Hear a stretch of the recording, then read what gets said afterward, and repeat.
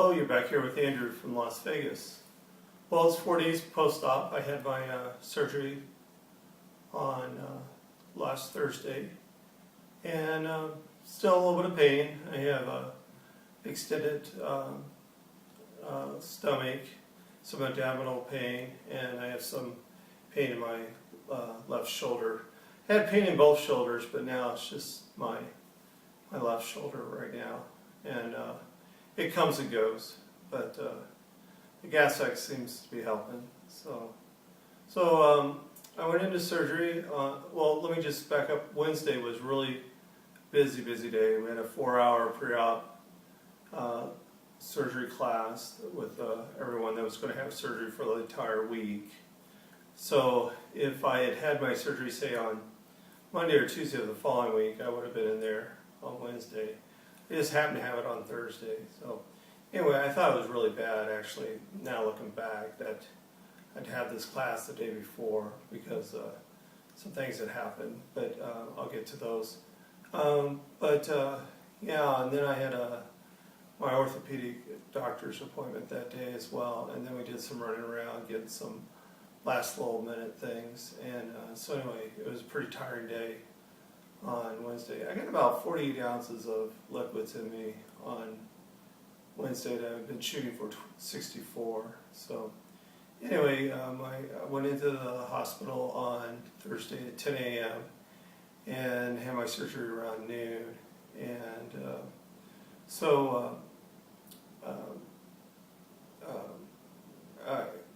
surgery went really smooth. Got out of surgery, and I was extremely dehydrated, and they had me on the,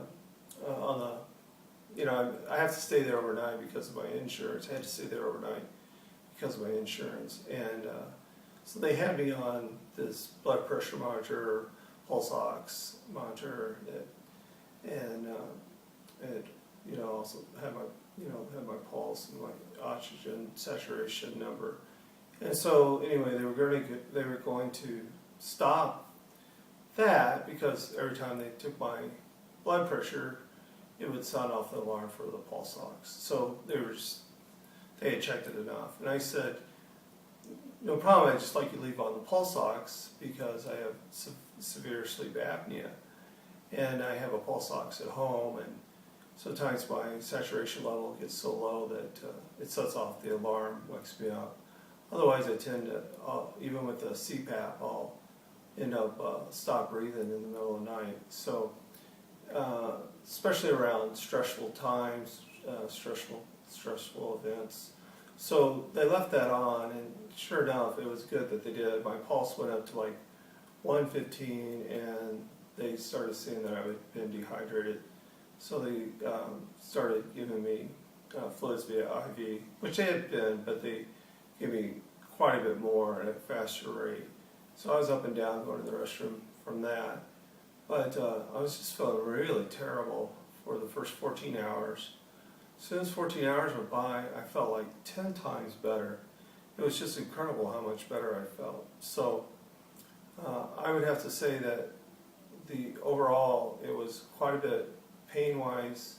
Everything was quite a bit worse than I anticipated. But once the 14 hours was done, then it was quite a bit better.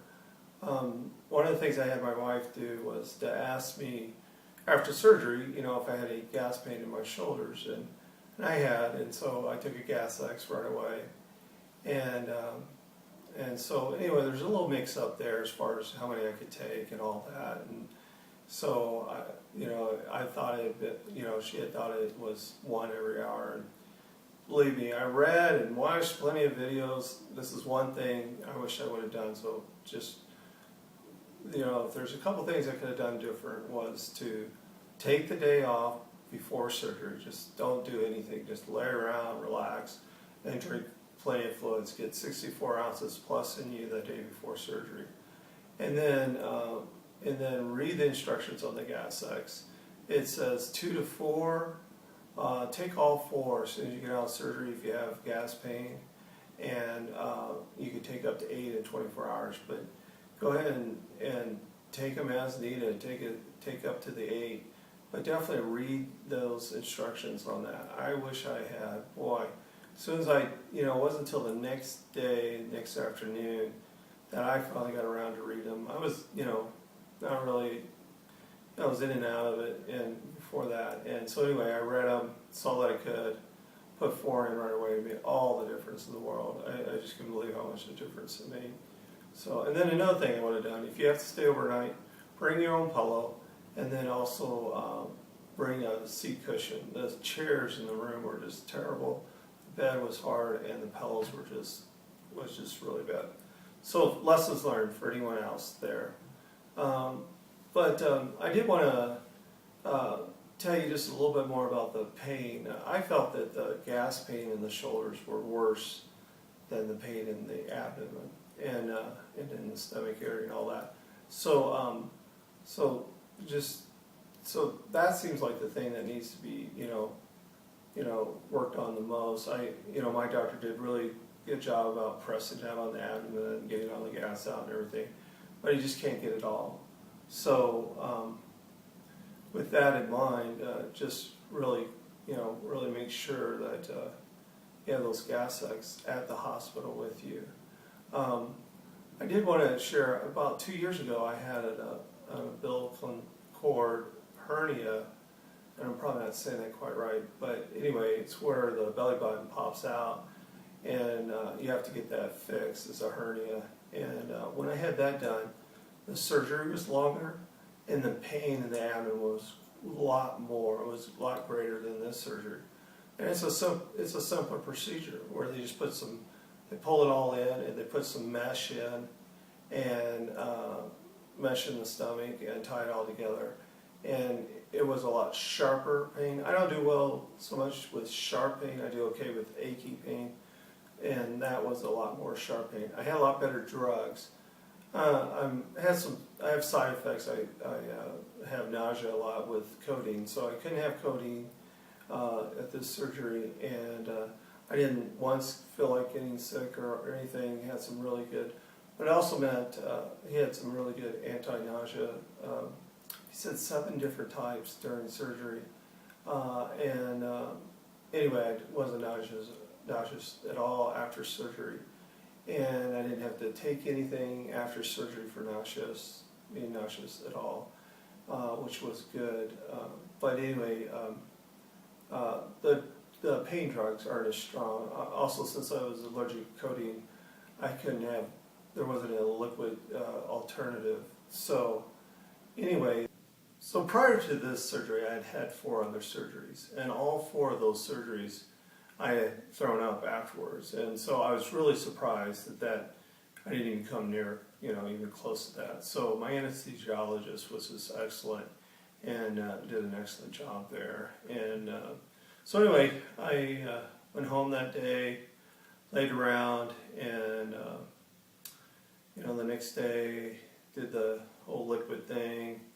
And then Sunday I did the shake, and I'm supposed to start on soft solids on Sunday. So started all that and had some applesauce and everything, and been doing really well with the pills that I had to take. I've cut the blood pressure medicine in half, my high cholesterol medicine in half.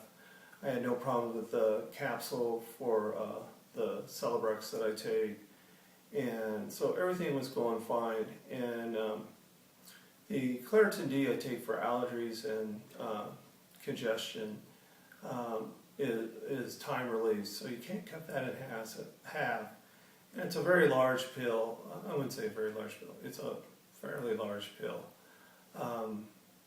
but it's not the largest pill I've ever seen. So anyway, I decided to give that a shot, and man, was that a mistake. If anyone takes Claritin D out there, just know that do not take that after surgery. I should have, I watched all these videos, and I watched everybody talk, and I go, really? They ate that, or they did this, or they did that, and had problems? Didn't they know better? And I was feeling the same way. I was like, didn't I know better? it didn't fit through a straw. I shouldn't have been taking it. It was a poor decision on my part. So anyway, it got stuck, and man, I was hurting. I was hurting really bad for about 15 minutes. I walked around, see if that was getting any better. It didn't. I finally laid down, and that finally helped. But it really affected me for, a few more hours. I mean, it wasn't, after 15 minutes it passed, but I was just sort of out of it and just like, wow, knocked back to reality that, hey, I had surgery and, certain sizes are going to go down. So anyway, that was really frustrating. I just couldn't believe what a poor decision I had made, especially with all the information I had had. So anyway, I'm looking for an alternative to that. Claritin D. It's something I've taken for a long time.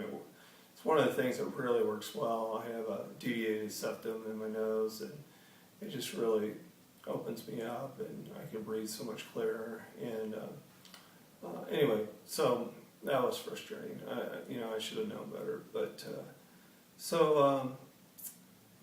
basically, I had to, for the next 12 hours or 18 hours, maybe 24, I've been doing the liquid thing again, and then I'm starting today back on, doing the applesauce thing, doing the soft solids, and going through that. So anyway, that's pretty much it as far as the surgery goes. I have some pictures afterwards, me at the hospital, and then some pictures I've taken over the years of me in different stages of my weight as well.